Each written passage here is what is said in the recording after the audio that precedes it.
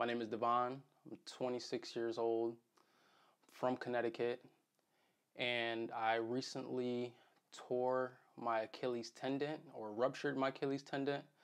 Um, Happened about 5.5 weeks ago. So I'm 5.5 weeks post-operation.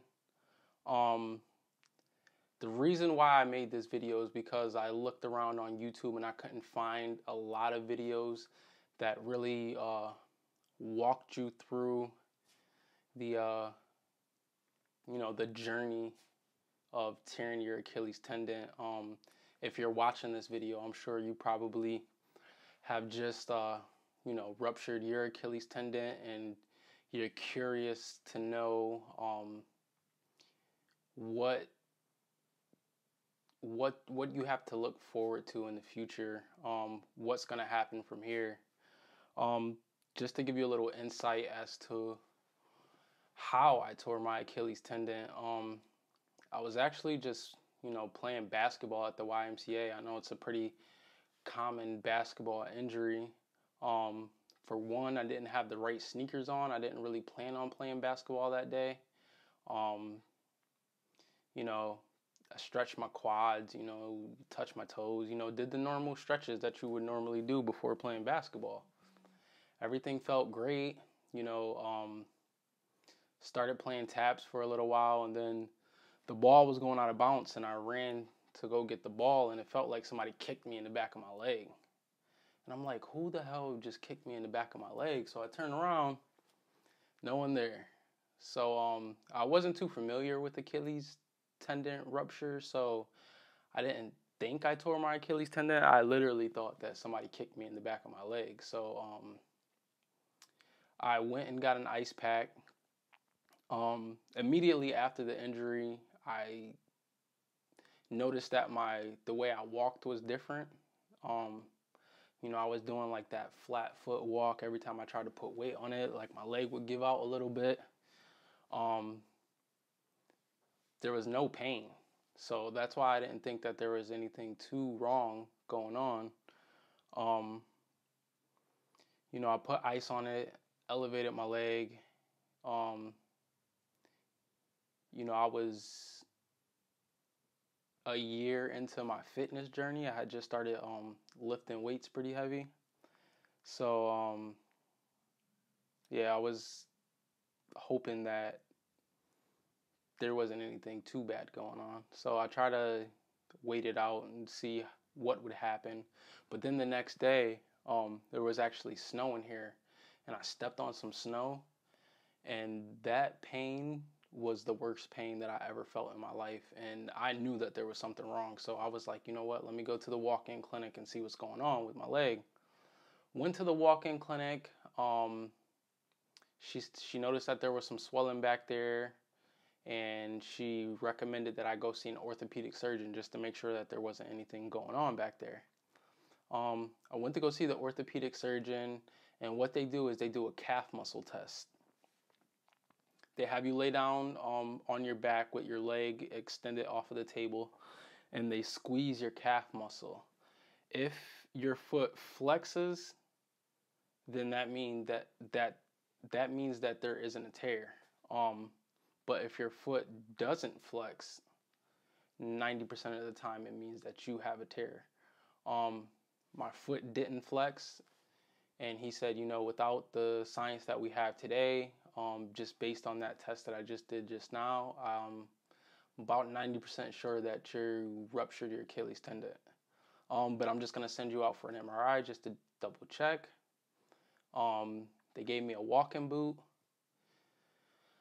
and I told them that I'm a wedding photographer and I had a wedding to do the next day. And I said, what do you think I should do? Will I still be able to, take pictures at this wedding tomorrow? He was like, it's totally up to you. I'm going to give you the walking boot. If you want to, do the wedding with the walking boot, go for it. But I'm going to schedule you for surgery. This was a Friday. He said, I'm going to schedule you for surgery on Monday.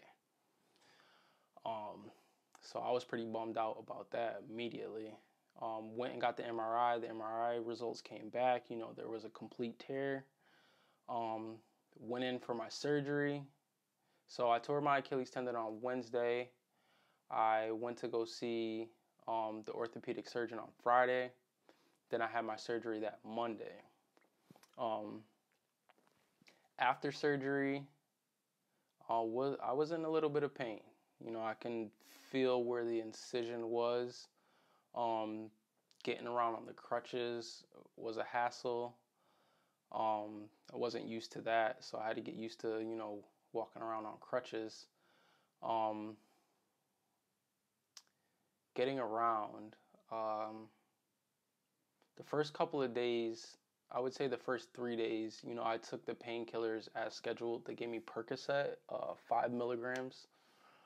And, I took that as scheduled just to, keep up with the pain, because the pain, it wasn't unbearable, but, there was some pain. So just to stay on top of it, I was, taking the medication as prescribed by the doctor. And just keeping my leg elevated. I learned really fast the difference between keeping your leg elevated and keeping your leg elevated above the level of your heart, so that blood can flow properly. When I didn't have my leg elevated above the level of my heart, my foot would get really, really swollen, and it was like a throbbing pain. So make sure you do have your leg elevated above the level of your heart. Sleeping was difficult. At first I had my leg propped up on some pillows, but I would wake up in the middle of the night and my leg would fall off the pillows. So I invested in a bed wedge. So if you guys are interested in what bed wedge I use, I still use it to this day. I'll put the link down in the description so you can see that. But getting around the house was pretty difficult. Still is difficult. I keep a chair in the kitchen so that I can, rest my knee on the chair, and, I use it as like a knee scooter. There are knee scooters out there, but they're pretty expensive. So I get around with my chair just fine in the kitchen. And I didn't invest in a shower chair. That might be something you might want to invest in, but I just use I have like a little regular Walmart chair, so that I can shower. And I bought this like this bag that goes over your cast so that you can take a shower. It's waterproof. It has a little elastic at the top so that water can't seep through. I'll put the link in the description for that as well if you're interested in purchasing that. But I think that's something you should definitely invest in. I started out with the garbage bag, and I got tired of reusing garbage bags and wasting garbage bags. So that might be something you want to invest in. Trying to see what else. Just resting, making sure that you're resting properly. And then at my follow-up appointment, I had a follow-up appointment 10 days after my surgery. And at the follow-up, they took the splint off of my leg, and then they put me into the cast. When they took the splint off, I asked the nurse if she could take a picture of my scar so that I could see what my scar looks like. And I'll put that up as well so that you can see what my scar looked like. After I saw my scar, I was like pretty devastated because it was a pretty big scar. I had 21 staples. So at that appointment, they took the staples out. Didn't really hurt when they took the staples out. It felt like she was, plucking my leg hairs kind of. It was a weird feeling. So, but it didn't hurt. But after that, they put me into the hard cast, and I still have the hard cast. And he told me to make a follow-up appointment for 5 weeks. So, pretty excited now that I'm about to get my cast off and move into the walking boot. So I'll be in the next step of my recovery. My leg has lost a lot of muscle. When you're not using your leg, your muscles atrophy pretty quickly.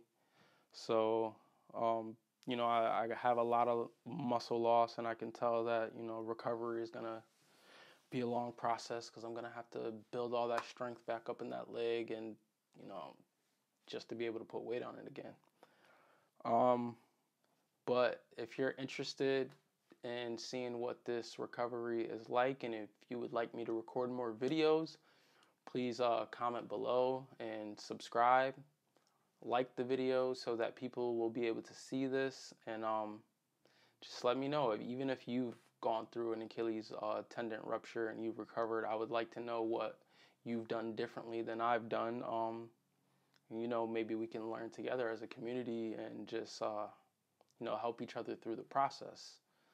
I'm going to try to record when I get my cast cut off and I go into the walking boot. And I'm going to try to, you know, post more videos. I'll answer any questions that you guys might have.